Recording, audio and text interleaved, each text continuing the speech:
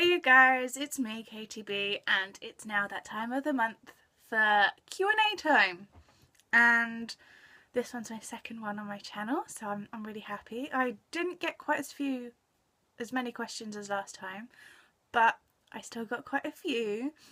And yeah, last time went really well, and I'm really happy with how it turned out. And yeah, so let's get cracking with this month's one. First question is from Sterling. What's your favourite book? I answered this one in the last Q&A. Do go watch it. I'll put a link somewhere around the screen. Go and click on it. Go and watch it, because I did answer it in the last one. So, yeah, I can wait for you to come back. Okay, next question. Hi Katie, a bit late, but here it goes. Who's your favourite author? As I mentioned in the last Q&A, I don't particularly have favourites, and I just have ones that I love. It was a theme of last time's Q&A, and yeah, it seemed quite popular to have who's your favourites, what's your favourite, and questions, especially since I don't have favourites. But I do love J.K. Rowling, I love Jessica Sorensen, I love Alex Scarrow for his Time Riders series, I love Terry, I love Charlie N. Holmberg. Those are just a few, but yeah. Okay, next question. It's going quite well. Someone's asked two that are very similar and have pretty much the same answer to them. What was your first ever book you ever read without pictures in? And a question for your next Q&A. What was your first ever book series and what drew you to it? Harry Potter was the first book series that I read without pictures, and the first book series that I remember reading.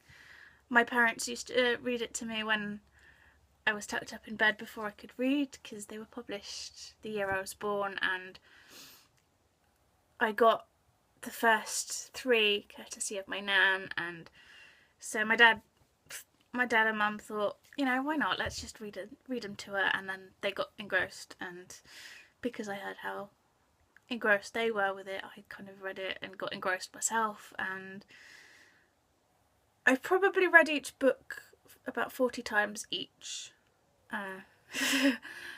just because I kind of love Harry Potter that much. And so yeah,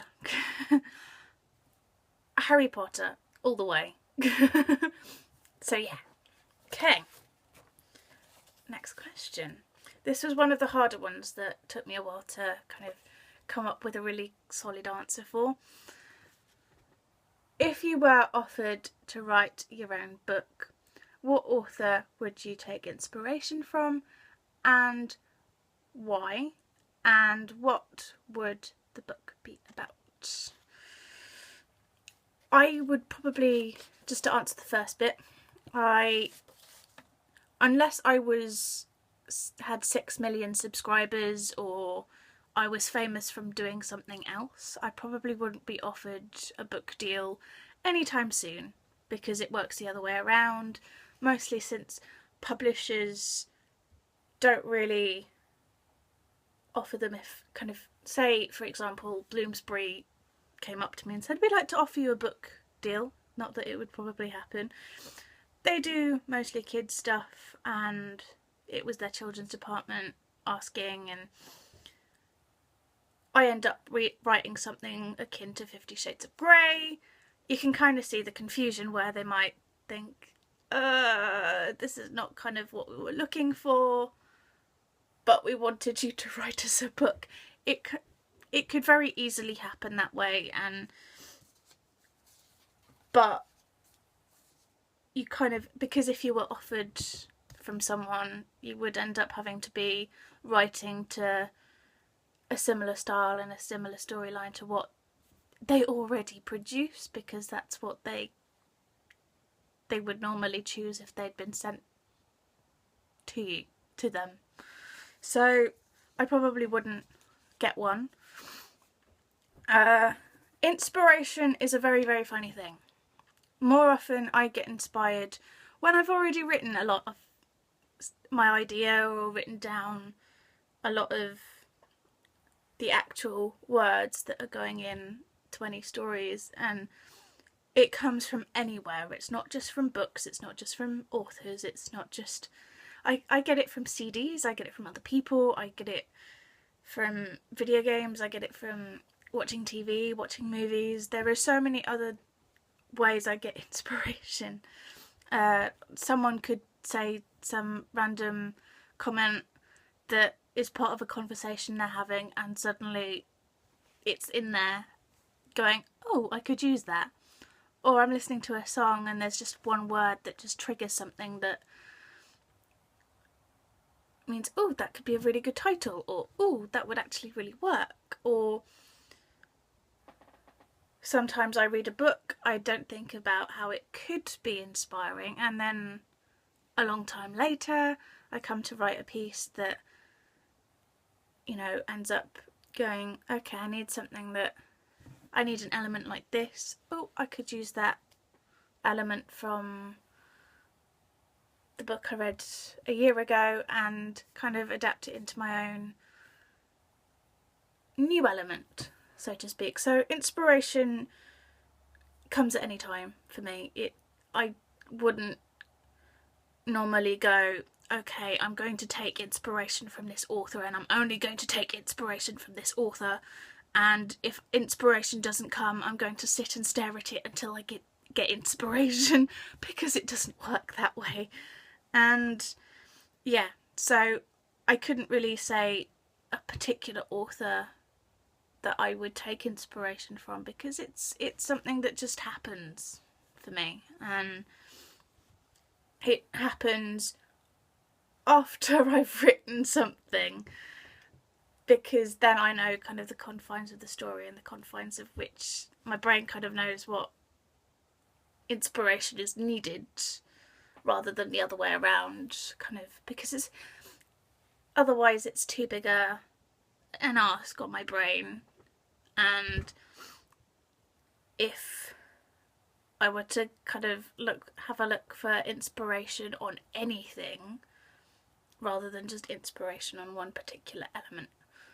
So yeah, it's a very complicated thing, inspiration, and more often than not I don't know what the book would be about until I'm writing it, and until I'm sitting down and going, actually, that's a really good idea.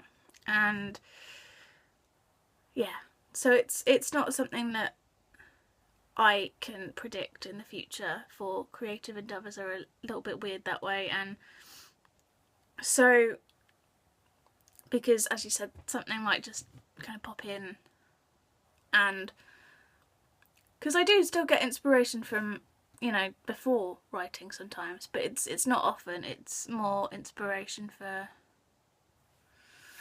while I'm writing it.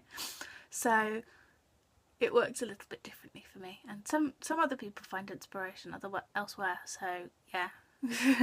And so yeah, the book, I don't know what it's going to be about until I'm sitting down writing it, and even when I'm kind of sure on what I want to do, even then it changes and it adapts as I'm writing it. And because the characters pretty much lead it for me, that's the most important part of writing for me. It's where they lead the action. So even if I want them to do something, if it doesn't feel right for them, then okay, I need to change this ending. So sometimes you can't really predict how it's going to end. You can try to, but sometimes things change as and when you're writing them. So it's a very difficult thing to talk about. Yeah. Plus, I'm very much someone who tries to not really talk as much about my ideas over the internet, because unless I'm willing to copyright them now, then it's free reign for everyone to kind of pick and, yeah, Mind you, I can't really copyright my ideas because that's not really what the law's for. So yeah, you can't copyright an idea, it's the words. And so putting out an idea onto the internet isn't exactly the best idea if you're thinking through. So it's why I don't generally, as a policy, go, this is what I'm doing about an alien giant wandering Earth looking for love in a human. Yeah, it just isn't technically a good idea if you're gonna go and put ideas out on the internet. Anybody is licensed to steal them, and you kind of feel like a pansy because someone's published their giant alien whatever it was that I mentioned first, and then you're kind of like, I could publish it because the idea itself isn't copyrighted, but I'd have to be very careful how I word things because they can't be named the same, they can't speak the same, they can't fall in love with the same kind of woman, and yeah, it's all very difficult. So I don't generally talk about what I'm specifically going to write about on the internet. So yeah, but very good question. Very, very good question. And the final one is, what is your take on the ebook revolution? As many of you probably know, I do kind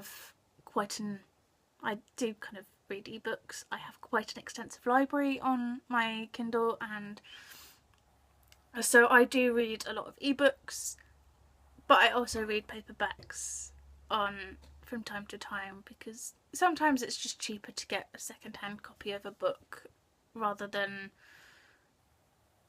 get the Kindle version new, because that's how it is. I promise this has a point. And over the kind of 6 years that I've had a Kindle in varying different forms, I've kind of gotten a couple of different books that I wouldn't normally get on a Kindle now, because it's like things like biographies and stuff, they don't really work on Kindle because the pictures, and unless you have a fire you don't really see the colour, and you have to double tap on it and it looks a bit weird, and so it's generally better to get a paperback for biographies. And so in that sense, it's now come to this point in the whole ebook revolution where people have kind of found what works for them on ebook and what works as paperback and still going through the traditional media. And I think it's a very much win-win now, as it is where ebooks have kind of found their natural level rather than being taken over by all the hype and all the this is the way that books are going to be published from now on kind of hype from a few years back. And so it's found its level, and people have found what they're willing to get on ebook and what they're going to go and get through traditional media. Like I'd prefer to get paperback biographies. If it's cheaper than the Kindle version to get secondhand, I'll get paperback. If, for example, I've got a series in paperback, I'll get it on paperback. If it's on Kindle, I'll get the series in Kindle.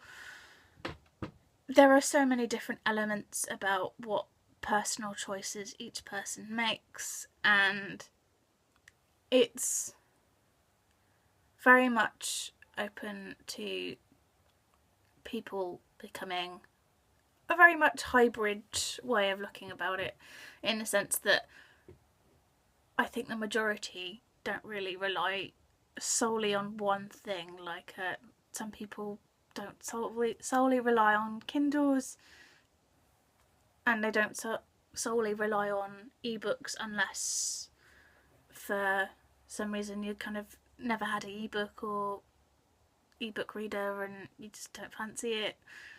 For those who do have them, I think they are going to be, it's very much a hybrid situation for those who do have ebook readers, and because there's more choice from the Kindle direct publishing authors that have published through there. They don't necessarily have paperback versions out, and